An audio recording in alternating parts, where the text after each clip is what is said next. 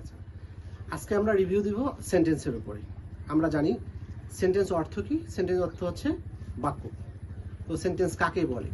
যখন কয়েকটি শব্দ পাশাপাশি বসে কোনো মনের ভাব প্রকাশ করে তখন সেটিকে আমরা বাক্য বলি। আর বাক্যগুলোকে অর্থের উপর ভিত্তি করে 5 ভাগে ভাগ করা হয়। এটা তো আমরা সবাই জানি। কি কি? একটা হচ্ছে অ্যাসার্টিভ সেন্টেন্স, একটা হচ্ছে ইন্টারোগেটিভ সেন্টেন্স, একটা হচ্ছে ইম্পারেটিভ, একটা অপটেটিভ, আর একটা হচ্ছে এক্সক্লামেটরি। তো অ্যাসার্টিভ মানে কি? অ্যাসার্টিভ অর্থ হচ্ছে বর্ণনামূলক, অর্থাৎ যে বাক্য দ্বারা কোনো কিছু বর্ণনা করা বোঝায় সেটা হচ্ছে অ্যাসার্টিভ সেন্টেন্স। আমরা চিনবো কিভাবে অ্যাসার্টিভ সেন্টেন্স? বাক্য 5টা বাক্যের মধ্যে শুধুমাত্র একটাই বাক্য আছে যে বাক্যটা শুরু হয় কি দিয়ে? সাবজেক্ট দিয়ে শুরু হয়। অ্যাসার্টিভ সেন্টেন্স শুরু হবে সাবজেক্ট দিয়ে এবং তারপরে একটা মূল ভার্ব থাকবে, কখনো কখনো সাহায্যকারী ভার্বও থাকতে পারে, তারপর অতিরিক্ত অংশ থাকবে এবং শেষ হবে কি দিয়ে? ফুল স্টপ দিয়ে। এটা হচ্ছে অ্যাসার্টিভ সেন্টেন্সের উদাহরণ। আমরা একটা এক্সাম্পল দিই যে আই অ্যাম আ বয় বা হি ইজ এ স্টুডেন্ট। এই টাইপের বাক্যগুলো আছে অ্যাসার্টিভ সেন্টেন্স। তারপর আসি আমরা ইন্টারোগেটিভ সেন্টেন্স। ইন্টারোগেটিভ কি? প্রশ্নবোধক বাক্য। তাহলে যে বাক্যগুলো দ্বারা প্রশ্ন জিজ্ঞেস করা বোঝায় তাকে আমরা ইন্টারোগেটিভ বাক্য বলি। আর ইন্টারোগেটিভ বাক্যগুলো দুইভাবে গঠিত হয়।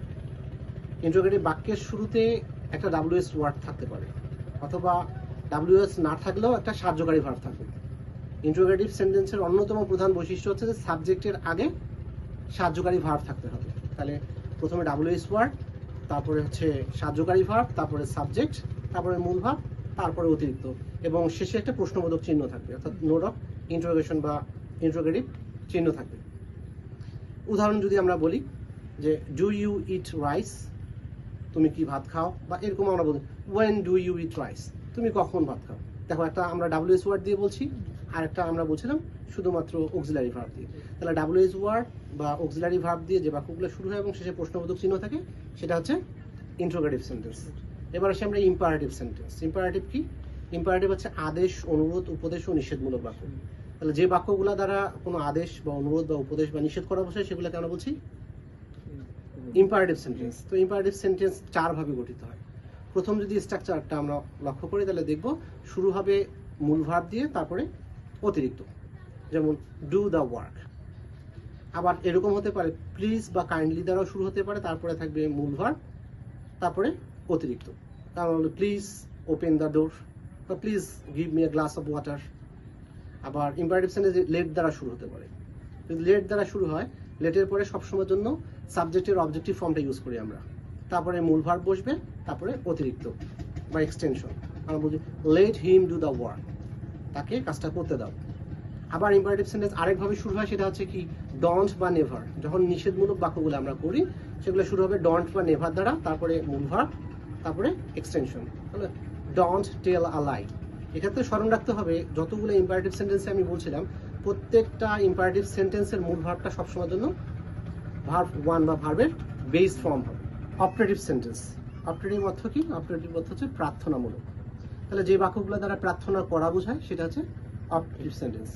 সাধারণত আমরা যদি লক্ষ্য করি তাহলে দেখবো যে অপারেটিভ সেন্টেন্স শুরু হয় মে দ্বারা, মের পরে সাবজেক্ট থাকবে, সাবজেক্টের পরে মূল ভার্ব থাকবে, তারপর এক্সটেনশন। এবং খেয়াল রাখতে হবে যে এই ধরনের অপারেটিভ সেন্টেন্সের শেষে ফুল স্টপ থাকবে। এখানে প্রশ্নবোধক থাকলে আবার এটা ইন্টারোগেটিভ হয়ে যাবে, তাহলে এখানে ফুল স্টপ থাকবে, যেমন মে আল্লাহ ব্লেস ইউ।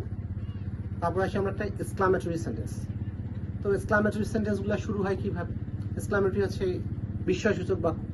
যে বাক্যগুলো দ্বারা হঠাৎ কোনো আবেগ বা অনুভূতি প্রকাশ পায় সেগুলো হচ্ছে এক্সক্লামেটরি সেন্টেন্স। তো এক্সক্লামেটরি সেন্টেন্সের ক্ষেত্রে যদি আমরা একটু লক্ষ্য করি তাহলে দেখবো দুইভাবে গঠিত হচ্ছে। প্রথমত হচ্ছে যে কিছু এক্সক্লামেটরি ওয়ার্ড আছে, যেমন হুররা, অ্যালাস, ফাই ফাই, এই টাইপের ওয়ার্ড দ্বারা শুরু হতে পারে, অথবা WS ওয়ার্ড হিসেবে হোয়াট বা হাউ দ্বারা শুরু হতে পারে।